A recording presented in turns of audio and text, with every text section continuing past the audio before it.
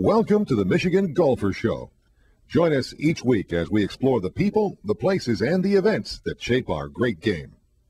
We're continuing our conversation with Gene Bone. We got part 2 here. We're going to talk with Gene about his Hall of Fame career in golf in Michigan. Gene was inducted in 1988. The Michigan Golf Hall of Fame roster is loaded with major championship winners, and Gene, you've played with a number of them. How about Walter Burke? Walter, you couldn't help but like Walter. Walter was a friend of everybody, had a great heart. He'd help anybody out that was ever in trouble. I know there's some stories on the tour with any caddies that were down and out. He'd be one of the first one in line to go to the hip, as they say, and he would help them out. And but a great player. And if you watch him, there's something about him that he could have won more, I felt, because of his ability.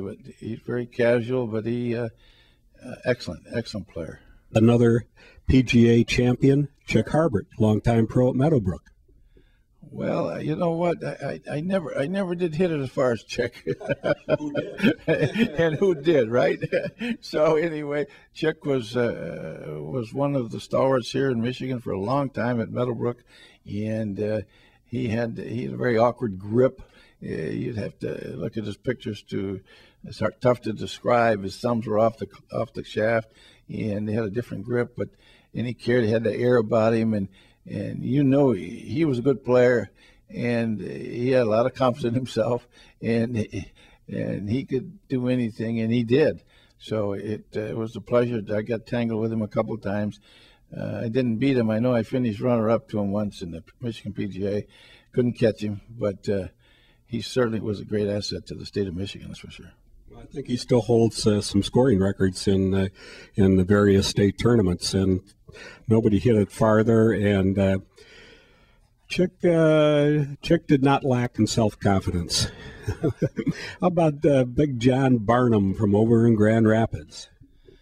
Well, Big John is right. That's the way he was. He's a big man, and he had that little gait. He had a special walk that a lot of the pros used to imitate him, and yourself, you've done a pretty good job imitating John's walk. He had a special gait about him, and he was a big man. I don't know, he must have been 6'5" or 6" at least, and but he could play. He was a friend of Walter Burke. They traveled together, him and the Aber brothers. They were always traveling together and played together at practice rounds. And John was from Blythefield on the west side of the state here in Michigan, and a pro there for many, many years. I forget how long he'd been there, but he's still one of our outstanding players in the state of Michigan all these years. How about the Hill brothers, Dave and Mike from Jackson? Oh boy, you got two boys there that created quite a record for themselves. And Dave jumped out of the box there pretty quick and did very well, and of course played the Ryder Cup team, and he was probably the best putter I had ever seen. To me, I just felt he could make a putt from anywhere. I don't think he'd ever miss, and he had confidence, which you must have when you play that league. And of course, Mike was probably the most consistent through the years. And, of course, did marvelously well, and, of course, ended up on the senior tour and doing excellent. And two great players. I guess they're still in the golf business. I think they own their own golf course, and they maintain it and keep it going. Once in a while, you'll see Mike's name jump up on the senior tour, but and play once in a while. But two great, that family, great golfers. A couple of fine amateurs, Chuck Kosis, who is like Michigan's all-time. What about Chuck?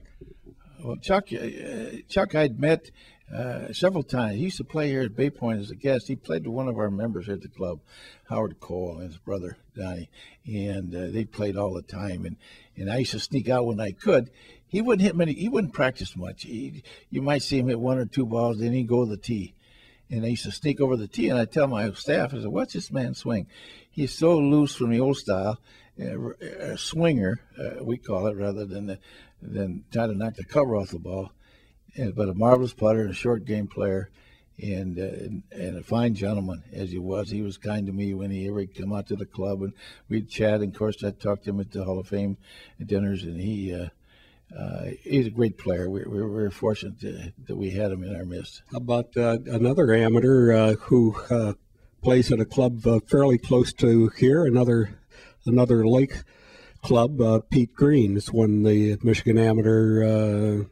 Gosh, it seems like in every decade of the last half century.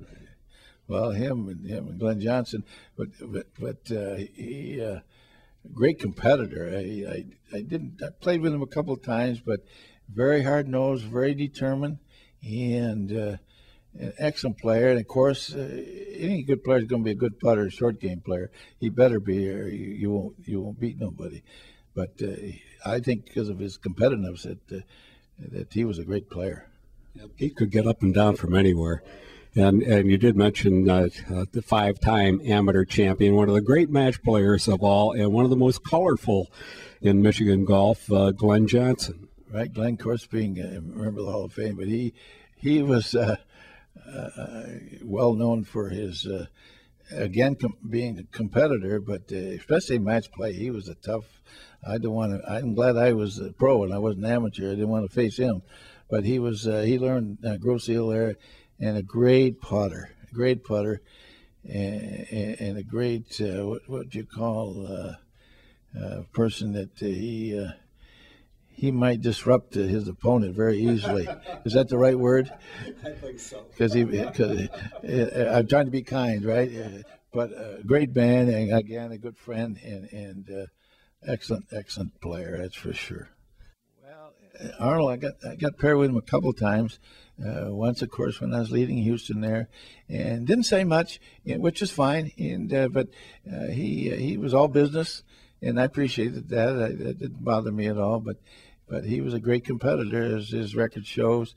And then another time, I got paired with him at Pebble Beach, and him and Billy Casper and Tony Lima, the last round of all times to go with them. Of course, Billy ended up winning at Pebble Beach.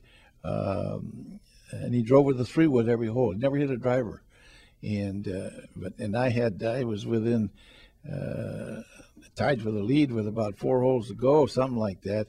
And then I went boogie or something. Something happened, and then if I lose by 4 shots, which is one of my best tournaments at Pebble, and he ended up winning, I think by 1 shot over about 5-6 guys. I think Jack Nicklaus was one of them. He laid up the last hole, drove with a 3-wood, hit up the next hole, a 3-wood, and then wedged it up there for about a gimme, and just tapped it in to win by 1 shot over. But those kind of fellows were great. It's something that, as a youngster, you read about and you follow them, and then when you get to meet them, you say, oh boy, it's such a great thrill, and I wouldn't trade anything for it. But Sam Snead, he was a fixture in those early years at the Warwick Hills, and great swing. But what was Sam like to play with? Well, what can I say here?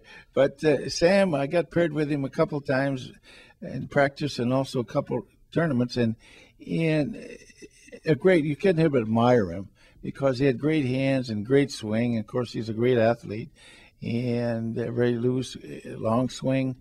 But he could hit those short irons, in which he was a great player for.